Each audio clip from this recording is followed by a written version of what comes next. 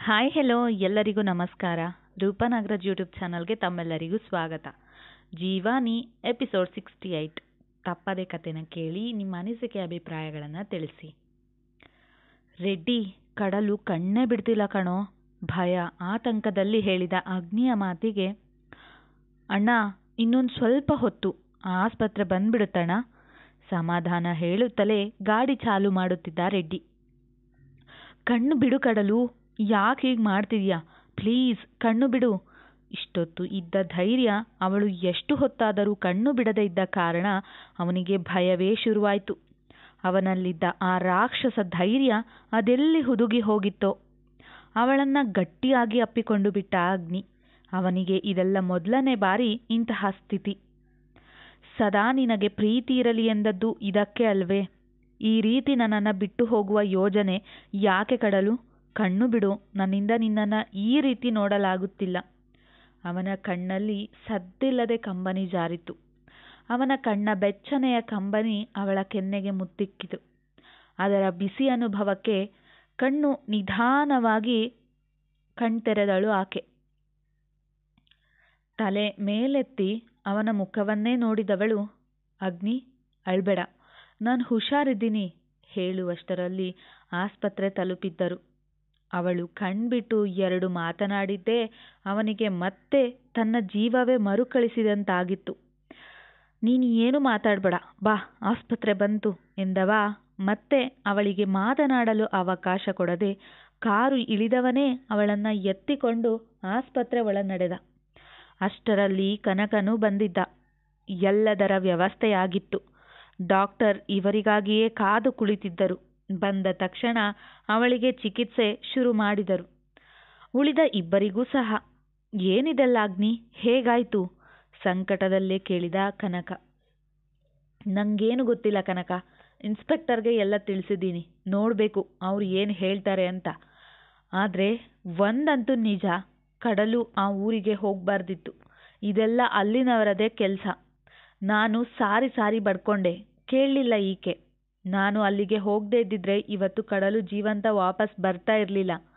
ಎಲ್ಲ ಗೊತ್ತಿದ್ದು ಅದನ್ನು ನಿರ್ಲಕ್ಷ್ಯ ಮಾಡಿದ್ದು ನಂದೇ ತಪ್ಪು, ದುಃಖದಲ್ಲಿ ಹೇಳಿದ ಅಗ್ನಿ.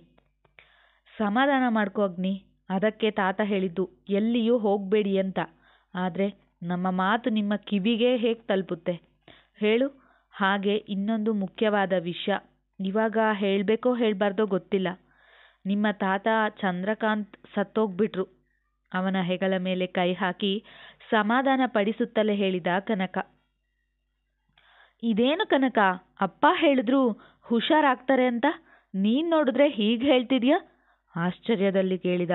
ಯಾವುದು ಸತ್ಯ ಯಾವುದು ಸುಳ್ಳು ಎನ್ನುವ ಗೊಂದಲದಲ್ಲಿ ಅಗ್ನಿ. ಇಲ್ಲ, ಇದೇ ಸತ್ಯ ಅಗ್ನಿ, ಕಣ್ಣಲ್ಲೇ ಸಮಾಧಾನಿಸುತ್ತಾ ಹೇಳಿದ. ಇವರ ಮಾತು ಸಾಗುವಾಗಲೇ ಬಂದಿದ್ದ ತೇಜ. ಅಗ್ನಿ, ಕಡಲು ಹೇಗಿದ್ದಾಳೆ? ಮೊದಲು ಅವಳ ಆರೋಗ್ಯ ಮುಖ್ಯ ಅವನಿಗೆ. ಗೊತ್ತಿಲ್ಲ, ಡಾಕ್ಟರ್ ಇನ್ನೂ ಏನೂ ಹೇಳಿಲ್ಲ. ಬೇರೆ ವಿಷಯ ಏನಾದರೂ ಗೊತ್ತಾಯ್ತಾ? ವಿಷಯ ಪೂರ್ತಿ ತಿಳಿಯುವವರೆಗೂ ನೆಮ್ಮದಿ ಇಲ್ಲ ಅಗ್ನಿಗೆ. ಹೌದು ಅಗ್ನಿ, ಕಡಲು ಅಲ್ಲಿಗೆ ಹೋದದ್ದು ಆ ಹಾವಿನ ದಾಸಪ್ಪನಿಗೆ ಇಷ್ಟವಾಗಿಲ್ಲ. ಅವನದೇ ಈ ಕೆಲಸ. ನಿನ್ನ ಊಹೆ ನಿಜವಾಗಿದೆ. ತೇಜ ಹೇಳುತ್ತಿದ್ದರೆ ಅಗ್ನಿಯ ಕೋಪ ಕ್ಷಣ ಕ್ಷಣಕ್ಕೂ ಹೆಚ್ಚಾಗ್ತಿತ್ತು. ಸರ್, ಕಡಲು ಮೇಡಮ್ ಚೆನ್ನಾಗಿದ್ದಾರೆ, ನಿಮ್ಮನ್ನು ನೋಡಬೇಕಂತೆ, ಬನ್ನಿ. ಇವರ ಮಾತು ಸಾಗುವಾಗಲೇ ಅವಳಿಗೆ ಚಿಕಿತ್ಸೆ ನೀಡಿದ ಡಾಕ್ಟರ್ ಬಂದು ಕರೆದ್ರು. ಮೂವರು ತಾ ಮುಂದು ನಾ ಮುಂದು ಎಂದು ಓಡಿದರು. ಅವರಿಬ್ಬರಿಗೂ ಅತ್ತಿಗೆ ಮಾತ್ರವಲ್ಲ, ಒಳ್ಳೆಯ ಗೆಳತಿಯೂ ಸಹ. ಇದರಲ್ಲಿ 2 ಅನುಮಾನವೇ ಬೇಡ. ಪರಿಶುದ್ಧ ಸ್ನೇಹವದು. ಕನಕ ಕಡಲು ಸ್ನೇಹಿತರಿಂದ ವಂಚಿತರಾಗಿದ್ದರು. ಇಂದು ಮೂವರಿಗೂ ದೊರೆತಿತ್ತು ಆ ಸುಂದರ ಸ್ನೇಹ. ಇದರ ನಡುವೆ ಯಾವುದೇ ಸಂಬಂಧದ ಬೇಲಿಯ ಅಡೆತಡೆ ಇಲ್ಲ. ಓಡಿ ಹೋದ ಅಗ್ನಿ ಬಾಗಿಲ ಬಳಿಯೇ ನಿಂತ. ಮುಂದೆ ಹೋಗಲು ಧೈರ್ಯ ಸಾಲದಾಯಿತು ಆತನಿಗೆ. ಕಡಲು ಹೇಗಿದೆಯಾ? ಇಬ್ಬರು ಒಟ್ಟಿಗೆ ಕೇಳಿದ್ದರು. ಸುಮ್ಮನೆ ಕಣ್ಮಿಟುಕಿಸಿ, ಹೆದರಬೇಡಿ, ನಾನು ಚೆನ್ನಾಗಿದ್ದೀನಿ, ಮನೆಯಲ್ಲಿ ವಿಷಯ ತಿಳಿಸಬೇಡಿ ಎಂದವಳು ಅಗ್ನಿಯನ್ನ ಕರೆಯಿರಿ ಎಂಬಂತೆ ಸನ್ನೆ ಮಾಡಿದ್ಲು. ಬಾ ಅಗ್ನಿ, ಅವಳು ನಿನ್ನನ್ನೇ ಕರೀತಾ ಇರೋದು. ಅವನ ಕೈ ಹಿಡಿದು ಕರೆತಂದ ಕನಕ. ಅವಳ ಪಕ್ಕವೇ ನಿಂತು ಸುಮ್ಮನೆ ತಲೆ ನೇವರಿಸುತ್ತಿದ್ದ. ನಿಜಕ್ಕೂ ಆತನಿಗೆ ಆಘಾತವಾಗಿತ್ತು. ಅವಳಿಗೆ ಏನಾದರೂ ಆಗಬಾರದ್ದು ಆಗಿದ್ದಿದ್ರೆ ಎನ್ನುವ ವಿಷಯ ನೆನೆದು ದುಃಖವಾಗುತ್ತಿತ್ತು ಅವನಿಗೆ. ಸಾರಿ, ನಿಂಗೆ ಏನು ಆಗದ ರೀತಿಯಲ್ಲಿ ನೋಡ್ಕೋತೀನಿ ಎಂದಿದ್ದೆ, ಆದರೆ ನಾನು ಸೋತ್ಬಿಟ್ಟೆ. ನಿಂಗೆ ನನ್ನ ಕಣ್ಮುಂದೆಯೇ ಇಷ್ಟು ದೊಡ್ಡ ಪೆಟ್ಟಾದರೂ ಕಾಪಾಡಲಾಗಲಿಲ್ಲ. ನಾನು ಅಸಮರ್ಥ ಕಡಲು. ನಿಂಗೆ ನಾನು ತಕ್ಕವನಲ್ಲ ಅಂತ ಇಂದು ಅನ್ನಿಸ್ತು. ನನ್ನೆದುರು ನಿಂಗೆ ಇಷ್ಟು ದೊಡ್ಡ ಪೆಟ್ಟಾದಾಗ ಕಾಪಾಡಲಿಲ್ಲ. ಇನ್ನು ಮಿಕ್ಕ ಸಮಯದಲ್ಲಿ ಹೇಗೆ?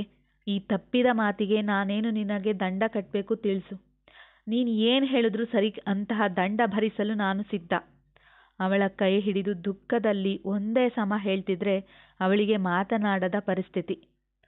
ಜೀವನದಲ್ಲಿ ಮೊದಲನೇ ಬಾರಿ ನಾನು ಒಬ್ಬರಿಗಾಗಿ ಮಿಡಿಯುತ್ತಿರುವುದು ಕಡಲು. ಯಾಕಾಗಿ ನಾನು ನಿನ್ನನ್ನು ಇಷ್ಟು ಹಚ್ಕೊಂಡೆ ನನಗೆ ಇವತ್ತಿಗೂ ತಿಳಿಯದ ಒಗಟು. ನಾನು ನಿನ್ನನ್ನು ತುಂಬ ತುಂಬ ಪ್ರೀತಿಸ್ತೀನಿ ಕಡಲು.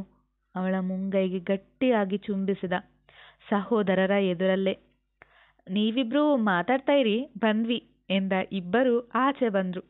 ಅವರಿಗೆ ಖಂಡಿತ ಬೇಸರವಿಲ್ಲ, ಹಿಡಿಸಲಾರದ ಸಂತೋಷವಾಗಿತ್ತು. ಅಗ್ನಿ ಅವಳನ್ನ ಪ್ರೀತಿಸ್ತಾನೆ ಎಲ್ಲರಂತೆ ಅನ್ನುವುದು ತಿಳಿದಿತ್ತು. ಆದರೆ ಇವನೊಂಥರ ವಿಭಿನ್ನ ಎನ್ನುವುದು ಅರಿವಾಯಿತು ಇಬ್ಬರಿಗೂ. ನಿಧಾನವಾಗಿ ಕೈ ಮೇಲೆತ್ತಿ ಅವನ ಕೂದಲಿನ ಕ್ರಾಪ್ ಒಳಗೆ ಕೈ ಸೇರಿಸಿದವಳು ಅರ್ಧ ಹರಡಿದ್ದ ತಲೆಯ ಕೂದಲನ್ನು ಪೂರ್ತಿಯಾಗಿ ಕೆಡಿಸಿಬಿಟ್ಟಳು. Agni, you are looking very handsome ಎಂದಳು ನಿಧಾನವಾಗಿ. ಅವಳ ಕೈ ನಿಧಾನವಾಗಿ ಬೆಡ್ ಮೇಲಿರಿಸಿ ದೂರ ಸರಿದವ, ನೀನು ರೆಸ್ಟ್ ಮಾಡು, ನಾನು ನಂತರ ಬರ್ತೀನಿ ಹೇಳಿ ಎಂದಿನಂತೆ ಗಂಭೀರದ ಸೋಗೆ ಹೊತ್ತವನನ್ನು ನೋಡಿ ನಕ್ಕವಳು ಅವನ ಕೈ ಹಿಡಿದು ಎಳೆದಳು. ಹೋಯ್, ಏನು ಬೆಡ್ ಮೇಲಿದೆಯಾ ಅಂತ ಸುಮ್ಮನೆ ಬಿಟ್ಟಿದ್ದೀನಿ, ಸುಮ್ಮನೆ ರೆಸ್ಟ್ ಮಾಡು, ಇಲ್ಲ ಅಂದರೆ ಅಷ್ಟೇ ಆಮೇಲೆ ಗದರಿದ ಅಗ್ನಿ. ಅಯ್ಯೋ ಹೌದಾ, ಏನು ಮಾಡ್ತೀಯಾ? ನಗಲಾರದೆ ನಗುತ್ತಲೇ ಕೇಳಿದ್ದಳು. ಕಡಲು, ರೆಸ್ಟ್ ಮಾಡು ನೀನು, ನಾನು ನಂತರ ಬರ್ತೀನಿ ಎಂದು ಹೋಗುವವನ ಕೈ ಮತ್ತೆ ಹಿಡಿದಳು ಕಡಲು. ಅಗ್ನಿ, ಆಗಲೇ ಒಮ್ಮೆ ಮಾತಿಗೆ ತಪ್ಪಿದ್ಯಾ, ಮತ್ತೆ ಆ ತಪ್ಪು ಮಾಡಬಾರ್ದಲ್ವಾ? ನಿಧಾನವಾಗಿ ಹೇಳಿದವಳ ಮಾತು ಕೇಳುತ್ತಲೇ ಅವಳ ಪಕ್ಕ ಕುಳಿತವ. ಆದರೆ ಮತ್ತೆ ನಾನು ಯಾವ ಮಾತು ನೀಡಿದ್ದೀನಿ? ಚಕಿತದಿಂದ ಕೇಳಿದ. ಇವಾಗ ತಾನೇ ಹೇಳಿದ್ಯಲ್ಲ, ಯಾವ ದಂಡ ಬೇಕಾದರೂ ಭರಿಸುವೆ ಅಂತ ಹೇಳಿ ಅವನ ಕಣ್ಣನ್ನೇ ದೃಷ್ಟಿಸಿದಳು. ಹೌದು, ಆದರೆ ಮುಂದೆ ಮಾತನಾಡುವವನನ್ನು ತಡೆದವಳು. ಈ ಆದರೆ ಹೋದರೆ ಅವೆಲ್ಲ ಬೇಡ, ತಪ್ಪಿದ ಮಾತಿಗೆ ದಂಡ ಕೊಡ್ತೀಯೋ ಇಲ್ವೋ ಚೂಪು ನೋಟ ಬೀರುತ್ತಾ ಕೇಳಿದ್ದಳು. ಇದರ ಮಾತು ಮತ್ತೊಮ್ಮೆ ಮಾತಾಡೋಣ, ನೀನು ರೆಸ್ಟ್ ಮಾಡು ಕಡಲು ಅವನೆಂದಾಗ, ಮತ್ತೊಮ್ಮೆ ಮಾತಾಡೋಕೆ ನಾನು ಇಲ್ಲದೇ ಇರಬಹುದು, ಅಥವಾ ನೀನು ಇಲ್ಲದೇ ಇರಬಹುದು ಅಲ್ವಾ ಅಗ್ನಿ? ಯಾರಿಗೊತ್ತು ಯಾರ ಋಣ ಎಷ್ಟೆಷ್ಟು ಅಂತ. ಇಂದಿನ ಆಕ್ಸಿಡೆಂಟ್ ಸ್ವಲ್ಪ ಜೋರಾಗಿದ್ರೂ ನಾನು ಬದುಕುತ್ತಲೇ ಇರಲಿಲ್ವೋ ಏನೋ. ಹಾಗಿದ್ಮೇಲೆ ನಾಳೆ ಅನ್ನುವ ಭ್ರಮೆಯಲ್ಲಿ ಬದುಕುವುದು ಸರಿಯೇ? ಬಿಟ್ಟು ಬಿಡು ಅಗ್ನಿ ಇದೆಲ್ಲವನ್ನು. ಯಾಕಾಗಿ ಇಷ್ಟೆಲ್ಲ ಮಾಡ್ತೀರಿ? ಯಾರು ಹೊತ್ಕೊಂಡು ಹೋಗುವುದು ಏನೇನೂ ಇಲ್ಲ. ಇದೇ ಮಾತನ್ನು ಆಗಲೇ ಹೇಳಿದ್ದೀನಿ, ಮತ್ತೆ ಮತ್ತೆ ಹೇಳ್ತೀನಿ. ಪ್ರೀತಿ, ವಿಶ್ವಾಸ, ಗೌರವ ಇಷ್ಟನ್ನು ಸಂಪಾದಿಸು. ಆವಾಗ ಜನ ನಮ್ಮ ಉಸಿರು ನಿಂತರೂ ಸ್ಮರಿಸ್ತಾರೆ, ನಮಗಾಗಿ ಹಂಬಲಿಸ್ತಾರೆ. ನಾನು ನಿನಗೆ ನೀಡುವ ದಂಡ ಇದೆ ಅಗ್ನಿ. ಬದಲಾಗಬೇಕು, ಜನರಿಗಾಗಿ ತನ್ನನ್ನು ಬದಲಾಯಿಸಿಕೊಳ್ಬೇಕು. ಇರುವಷ್ಟು ದಿನ ನಾವು ಒಳ್ಳೆ ದಾರಿಯಲ್ಲಿ ನಡಿಬೇಕು. ನನಗೆ ಗೊತ್ತು ಇದೆಲ್ಲ ನಿನ್ನಿಂದ ಕಷ್ಟ ಅಂತ.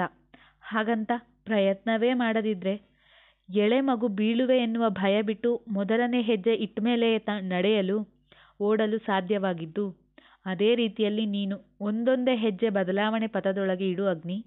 ಇಷ್ಟು ಮಾತನಾಡುವಲ್ಲಿ ಅವಳಿಗೆ ಸುಸ್ತು ಆವರಿಸಿತ್ತು. ಅವನಿಂದ ಯಾವ ಉತ್ತರವೂ ಬರಲಿಲ್ಲ. ಆಕೆ ನಿರೀಕ್ಷೆಯೂ ಮಾಡಲಿಲ್ಲ. ಅವನಿಂದ ಗಲಾಟೆಯಾಗಬಹುದು ಎಂದು ಊಹಿಸಿದ್ದವಳಿಗೆ ಸುಮ್ಮನೆ ಹೋದದ್ದು ದೊಡ್ಡ ಆತಂಕವೇ ಸೃಷ್ಟಿ ಮಾಡಿತ್ತು. ಎಲ್ಲರಿಗೂ ಧನ್ಯವಾದ. ತಪ್ಪದೆ ನಿಮ್ಮ ಅನಿಸಿಕೆ ತಿಳಿಸಿ.